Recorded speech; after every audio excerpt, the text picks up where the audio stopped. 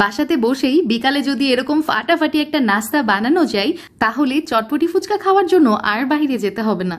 বিশ্বাস করেন এই নাস্তাটা এতটাই মজা হয়, মানে এখনো টেস্ট আমার মুখে লেগে আছে।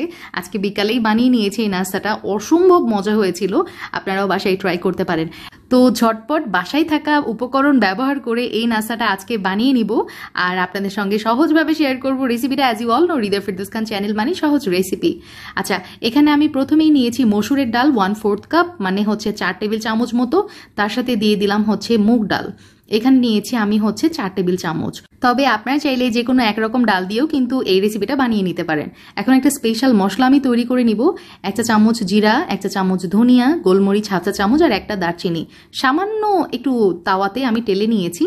ব্যাস হয়ে গেছে। এখন একটা ব্লেন্ডারের জারে নিয়ে এটা আমি ব্লেন্ড করে নিলাম। তো এই মশলাটা একটা সাইডে রেখে দিচ্ছি। এখন লাগছে আমার একটা তেঁতুলের চাটনি, অথবা আপনারা চাইলে আস্ত তেঁতুলও এখানে ব্যবহার করতে পারেন। তো আমার কাছে এটা ছিল, আমি এটাই ব্যবহার করছি। তেঁতুলের চাটনি এখানে আমি 2 প্যাকেট ব্যবহার করেছি। তার সাথে নিয়ে নিয়েছি হচ্ছে চিলি ফ্লেক্স, এখানে আছে 1/2 চা চামচ। লবণ ব্যবহার করেছি আমি 1/2 চা চামচ মতো। আর এই যে স্পেশাল মশলাটা করেছিলাম সেখান থেকে আমি 1 চা চামচ দিয়ে দিলাম। আর পানি দিয়ে দিচ্ছি 1 কাপের কম পানি ব্যবহার করেছি, 1/2 কাপের একটু বেশি। তার সাথে অ্যাজ অবভিয়াস ধনিয়া পাতা এবং লেবুর রস দিয়ে দিলাম। আর চিনি টেক্সটটাকে ব্যালেন্স করার জন্য, স্বাদটা আরেকটু বাড়ানোর জন্য চিনিও ব্যবহার করেছি। সবকিছু একত্রে মিক্স করে স্পেশাল টক কিন্তু আমাদের রেডি। এটা সাইডে রেখে দিচ্ছি। আধা ঘন্টা পর ফিরে আসছি। আমাদের ডালগুলো কিন্তু খুব সুন্দরভাবে ফুলে গেছে। আমি কতবার পানি দিয়ে ধুয়ে নিয়েছি। তো পানিটা চেঞ্জ করে বা ঝরিয়ে নিয়ে এই যে দেখতে পাচ্ছেন যতটুকু ডাল হয়েছে তার 3 ভাগের 1 ভাগ আমি বাটিতে উঠিয়ে রাখছি। আর বাদবাকি ডালটুকু আমি যেটা করব ব্লেন্ডারে ব্লেন্ড করে নিব। আপনারা এই পর্যায়ে মানে এই বাটাবাটির কাজটা কিন্তু পাটাতেও করে নিতে পারেন। তো এই যে আমি ডাল কিন্তু নিয়ে নিয়েছি বাটিতে, বেটে রাখা ডাল, আস্ত ডাল। তার সাথে চালের গুঁড়া 1 টেবিল চামচ, পেঁয়াজ কুচি 2 টেবিল চামচ, ধনিয়া পাতা কুচি 2 টেবিল চামচ। তার সাথে আমার স্বাদ মতো আমি এখানে কাঁচামরিচ ব্যবহার করেছি 1 টেবিল চামচ। আর ওই যে স্পেশাল মশলাটা তৈরি করে রেখেছিলাম সেখান থেকে আমি 2 চা চামচ এই মিশ্রণের মধ্যে দিয়ে দিলাম। আর বাদ বাকিটুকু রেখে দিচ্ছি, এটাও আমি ব্যবহার করবো, আপনাদেরকে দেখিয়ে দিব। আর আদা রসুন বাটা মিলিয়ে 1 চা চামচ, তারপর লাল মরিচের গুঁড়া 1/4 টিস্পুন, আর হলুদের গুঁড়া 1/2 চা চামচ, লবণ আমি ব্যবহার করেছি 1 চা চামচ মতো, আর কালো জিরা আমি দিয়ে দিয়েছি হচ্ছে 1 চা চামচ।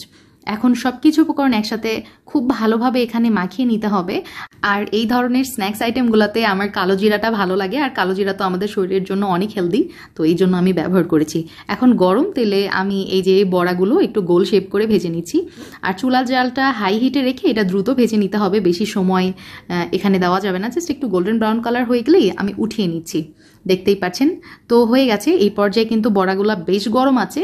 তো গরম থাকা অবস্থাতেই যেটা করতে হবে, এই যে একটা গ্লাস দিয়ে আমি একটু চাপ দিয়ে নিচ্ছি।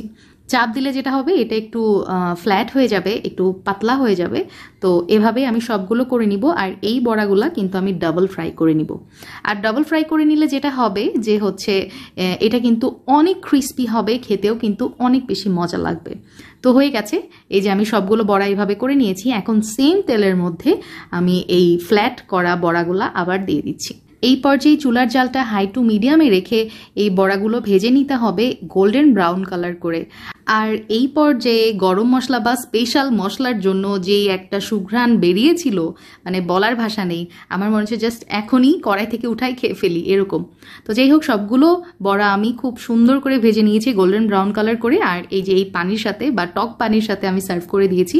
আপনারা চাইলে যেটা করতে পারেন, এই পানিতে ডিপ করেও কিন্তু খেতে পারেন, অথবা আমি যে প্রসেসটা দেখিয়ে দিচ্ছি এভাবেও কিন্তু করতে পারেন।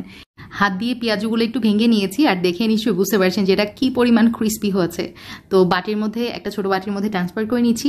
এর মধ্যে দিয়ে দিলাম ওপর দিয়ে ওই যে স্পেশাল এই টকটা। ওফ, আমার এখনই মুখে লিটারালি পানি চলে আসছে। ওপর দিয়ে স্পেশাল এই মশলাটা দিয়ে দিলাম। ব্যাস, এইভাবে দিলে বড় থেকে ছোট সবাই এটা অনেক পছন্দ করবে। আমাদের বাসায় তো এটা সবাই অনেক পছন্দ করেছে। আর আমি আরেকটা যেটা করেছিলাম, ওপর দিয়ে একটু সিদ্ধ করা আলু এভাবে গ্রেট করে দিয়েছিলাম। এটাও খেতে কিন্তু অনেক মজা লাগছিল। অ্যান্ড থ্যাঙ্কস টু প্রিয়া আপু, ওনার রেসিপিটা দেখে আমি আর নিজেকে কন্ট্রোল করতে পারিনি। আর রেসিপিটা আমি আমার মতো করে করার চেষ্টা করেছি, এটাও কিন্তু হয়েছিল মাশাআল্লাহ। আপনারা চাইলে বাসায় এভাবে ট্রাই করতে পারেন। So enough for today. আল্লাহ হাফেজ, আসসালামু আলাইকুম।